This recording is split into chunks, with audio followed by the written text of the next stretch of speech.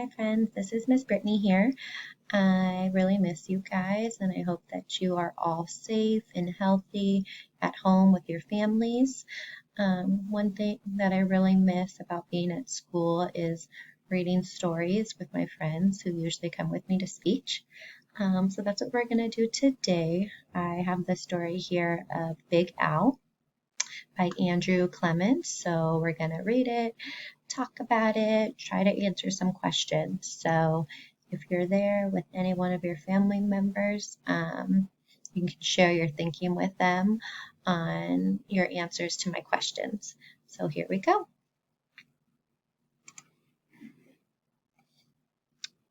In the wide blue sea, there was a very friendly fish named Big Al. You could not find a nicer fish. So he was really nice and friendly. But, uh-oh, Big Al was also very, very scary looking. Other fish seemed to have at least one friend. Some had many, but Big Al had none. Aw, he did not really blame the other fish. How could he expect little fish to trust a great big fish with eyes and skin and teeth like his? So Big Al was lonely. Aw, and cried big salty tears into the big salty sea. You see his face right here? All right, friends, so why do you think Big Al is crying? How do we know about how he feels? Or what do we know about how he feels? Maybe he's lonely and hurt, probably a little bit confused too. He probably knows in his brain and in his heart that he is a nice, friendly fish.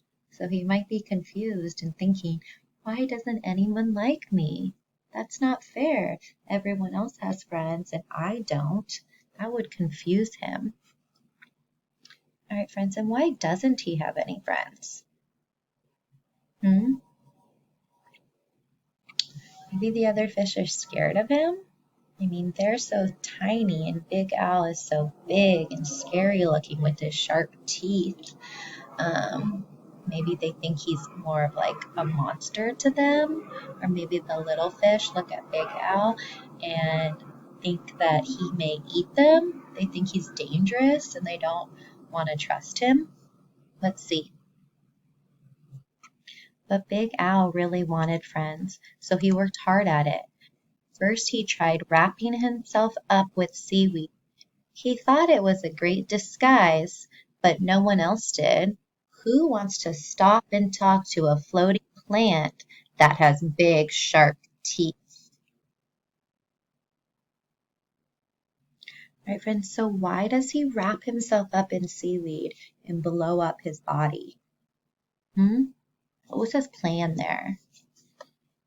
I think his plan was to hide himself, so maybe he wouldn't look so scary. What do you guys think?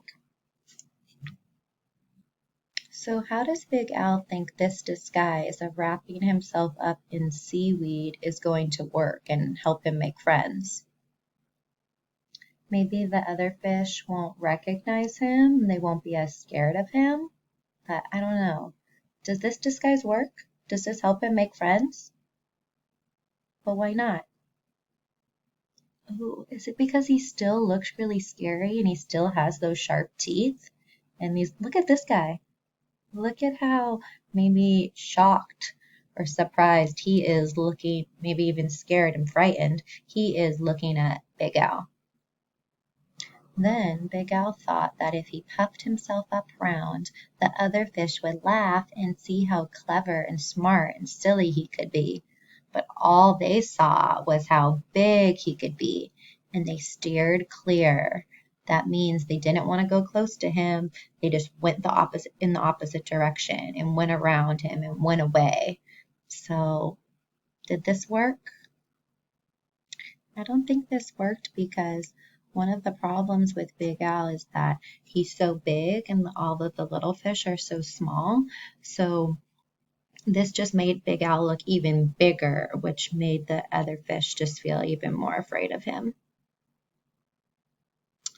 Very early one morning, Big Al went down to the bottom of the ocean and flopped and wiggled himself into the sand until he was almost all covered up. He looked much smaller, and when the other fish came near, Big Al talked and joked with them and had a delightful time. You guys, it said he had a delightful time. Wait, why did all the other fish come near Big Al? They actually came near him this time. Why did they do that? Maybe because he looked smaller in the sand and the other fish didn't feel as afraid of him? Maybe they're starting to trust him a little bit more because he was smaller in size, so they got a little bit closer. They weren't as afraid that Big Al might eat him or eat them. Uh-oh, but then one scratchy little grain of sand got stuck in his gills, and he sneezed, achoo! And when the clouds of sand cleared away, all the other fish were gone. Look at this big, huge sneeze. Achoo! What did he do? Oh, Big Al is going to be so disappointed. He was so close to making some friends, but then he sneezed and all the fish disappeared. They were gone. He must feel so lonely again. It looks like Big Al has another plan. Let's see what he's doing here. Big Al even changed his color one day so he could look like he belonged to a school of tiny fish passing by. He bubbled along with them for a while, laughing and feeling like he was just one of the crowd. Oh, he was finally part of the group. How do you guys think Big Al felt to be part of this group of fish? He was laughing and feeling like he was just one of the crowd. How do you think he felt? Probably happy. Yeah. What's another word for happy? Grateful, maybe? And maybe probably relieved. Like, yes, I'm finally part of the group. What do you guys think? So he was so happy to finally be part of the group. But what do we know about Big Al and his size? He was so big and also very clumsy that when all of the fish started to the left and then quickly back to the right, Big Al just plowed straight ahead and went bumping and thumping right into the little fish before he could even say, "Excuse me," because it was an accident. They were gone. And he was all alone again, even sadder than ever. I think Big Al is probably feeling very discouraged. He's tried so many different things. He tried hiding himself in seaweed. He tried, what else? Oh, hiding down in the sand to make it so his body didn't look so big. And then he tried changing his color to be yellow to fit in with these other fish. But did any of these attempts work? Did any of these things that he tried help him to make friends? No. Oh, that's so discouraging. He must feel so disappointed. Can you guys say disappointed? Disappointed. Oh, he's so sad and disappointed. Just when Big Al was starting to be sure that he would never have a single friend, something happened. He was floating along sadly, watching some of the smaller fish and wishing they would come closer. As he watched, a net dropped down slightly from above, and in an instant they were caught. Look at Big Al's face. Look at those eyes. How does he feel when he sees the fish being trapped in the net? Shocked? That looks like a shocked face. Show me your shocked face like this. Big Al was not expecting that. That was very unexpected. I wonder what Big Al is going to do about this. I mean, they're not really his friends, but what is Big Al thinking? What is he going to do about this? He looks kind of concerned. Look, you guys, Big Al forgot all about being lonely, and he forgot all about being sad. His eyes bulged out bigger and rounder than ever, and with a mighty flip of his tail, he opened his mouth and charged straight at the net. The net was strong, but Big Al was stronger. He ripped right through it, and all the little fish rushed through the hole. What? He saved them? Wait a minute, you guys. Why did Big Al decide to save the little fish? I don't get why Big Al decided to save those little fish when those little fish wouldn't even be friends with him. Why do you think Big Al decided to save them? Well, what do we know about Big Al? In the beginning of the story, we found out that he really is kind and friendly, and like he's a very caring fish. So even though these fish would not be friends with him, he still cared about them, and he still wanted to do the right thing. And I mean, look at him. He looks really brave. Do you guys think he's brave? Yeah, can you guys say brave?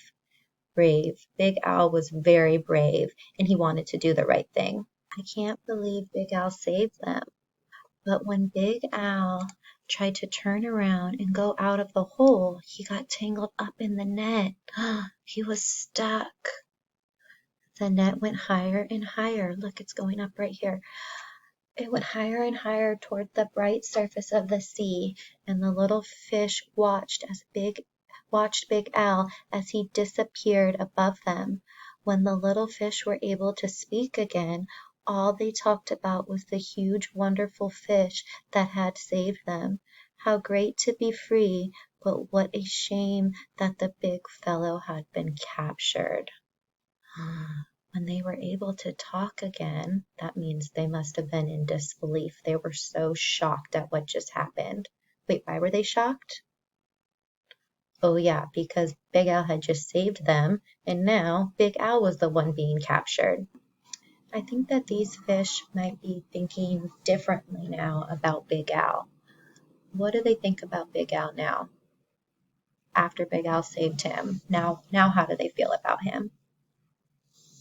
Maybe that he's not as scary. Maybe that he could be a really good friend. Well, just then there was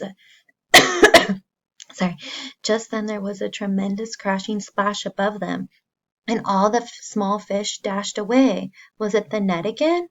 No, not at all. It was Big Al. Those fishermen took one look at him and then threw him back into the ocean. Wait, why did the fishermen throw Big Al back into the ocean? Maybe because of how he looks, right? Yeah, because he looked really scary and they didn't like the way that he looked. And now there is one huge, puffy, scary, fierce-looking fish in the sea who has more friends than anyone else. And who is that? Big Al. So why does he have so many friends now? Why does he have so many friends now? Maybe because these other fish are so grateful that Big Al saved them all, right? What do you think they're going to say to Big Al? Like, thank you for saving us. You're the best. So in the end, now these fish don't care about how Big Al looks, right? They know that Big Al is brave and kind and that Big Al will do pretty much anything to protect them. Now they're all friends. And how do you guys think Big Al feels at the end of the story? I think Big Al is so happy and excited to finally have friends. And you guys, real quick, what do you think the author was trying to teach us in this story? I learned in this story that everyone wants to have friends and that it's what's on the inside of a person that really matters, and it doesn't matter how someone looks. All right, you guys, that's the end of the story.